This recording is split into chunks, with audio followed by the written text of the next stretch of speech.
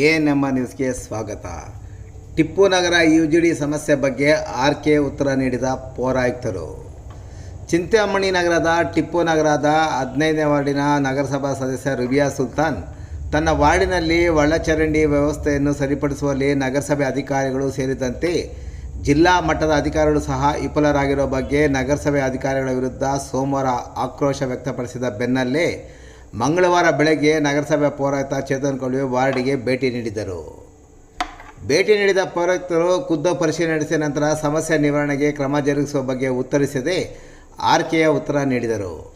ಒಳಚರಂಡಿ ಮ್ಯಾನ್ಹೋಲ್ ಮುಚ್ಚಳದಿಂದ ಕಲುಷಿತ ನೀರು ಹೊರಬರಲು ಜನರು ಮನೆಯಲ್ಲಿ ನಾಲ್ಕು ಕಸವನ್ನು ಶೌಚಾಲಯದ ಮೂಲಕ ಹಾಕಿರುವುದರಿಂದ ಹಾಗೂ ಅಕ್ರಮ ಒಳಚರಂಡಿ ಸಂಪರ್ಕ ಪಡೆದುಕೊಂಡಿದ್ದು ಅದನ್ನು ಸರಿಯಾಗಿ ಹಾಕಿಕೊಳ್ಳದ ಪರಿಣಾಮ ಸಮಸ್ಯೆ ಉಲ್ಬಣಗೊಂಡಿದೆ ಎಂದು ಪೌರಾಯುಕ್ತರು ಆರ್ಕೆಯ ಉತ್ತರ ನೀಡಿದರು. ಪೌರಾಯುಕ್ತರ ಆರ್ಕೆಯ ಉತ್ತರಕ್ಕೆ ಆಕ್ರೋಶಗೊಂಡ ನಗರಸಭಾ ಸದಸ್ಯ ಮತ್ತು ವಾರ್ಡಿನ ಮುಖಂಡರು ಒಳಚರಂಡಿ ನೀರು ಶುದ್ಧೀಕರಣ ಘಟಕಕ್ಕೆ ಹಾದು ಹೋಗುವ ಒಳಚರಂಡಿ ಪೈಪ್ಲೈನ್ ಅಲ್ಲದೆ ಪೈಪ್ಲೈನ್ ಹಾದು ಹೋಗಿರುವ ರಸ್ತೆಯಲ್ಲಿ ಜನ ಮತ್ತು ವಾಹನ ದಟ್ಟಣೆ ಇದೆ.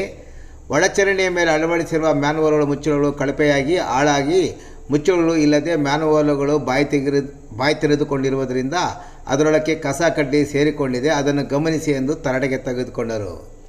ಇದರಿಂದ ತಬ್ಬಿಬ್ಬಾದ ಪೌರಾಯುಕ್ತರು ಆಗ ಎಚ್ಚೆತ್ತುಕೊಂಡು ಸರಿಪಡಿಸುವ ಭರವಸೆ ನೀಡಿದಲ್ಲದೆ ಶೀಘ್ರ ಸಮಸ್ಯೆ ನಿವಾರಣೆಗೆ ಸಿಬ್ಬಂದಿ ಮತ್ತು ಹಣದ ಕೊರತೆಯ ಬಗ್ಗೆ ಸಬೂಬು ಹೇಳಿದಾಗ ಮತ್ತೆ ವಾರ್ಡಿನ ಜನರು ತಿರುಗಿ ಬಿದ್ದಾಗ ಕೊನೆಗೂ ಶೀಘ್ರವೇ ಸಮಸ್ಯೆ ನಿವಾರಣೆ ಮಾಡುವುದಾಗಿ ಪೌರಾಯುಕ್ತರು ಭರವಸೆ ನೀಡಿದರು.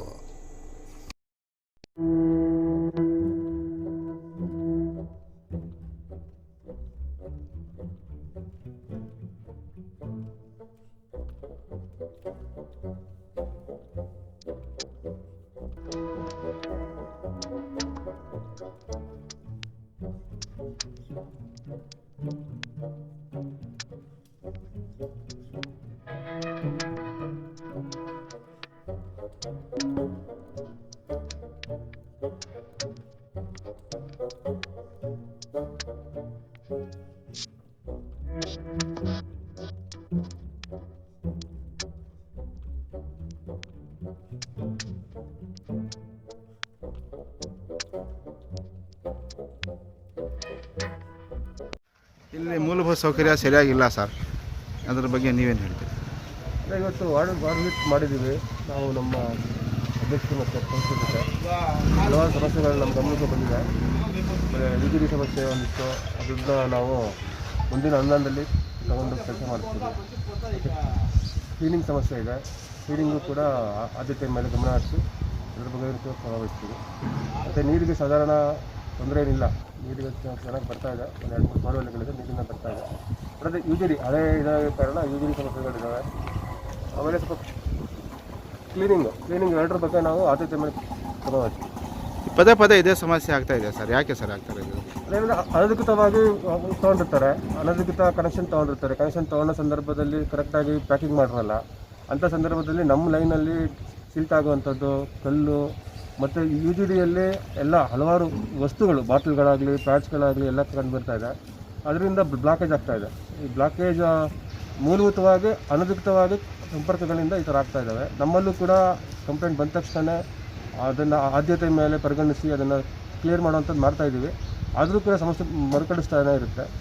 ಅದನ್ನು ನಾವು ಒಂದು ಮೂಲ ಸಮಸ್ಯೆಗೆ ನಾವು ಹೋಗ್ಬಿಟ್ಟು ಅಲ್ಲಿ ಬಗೆಹರಿಸಬೇಕಾಗ್ತದೆ. ಕೆಲವೊಂದು ಕಡೆ ಹೊಸ ಲೈನ್ ಹಾಕಬೇಕಾಗಿರುತ್ತೆ, ಕೆಲವೊಂದು ಕಡೆ ಇಡೀ ಲೈನನ್ನೇ ತೆಗೆದುಬಿಟ್ಟು ಬೇರೆದು ಹಾಕಬೇಕಾಗ್ತದೆ, ಚೇಂಬರ್ಸ್ ಕಟ್ಟಬೇಕಾಗ್ತದೆ.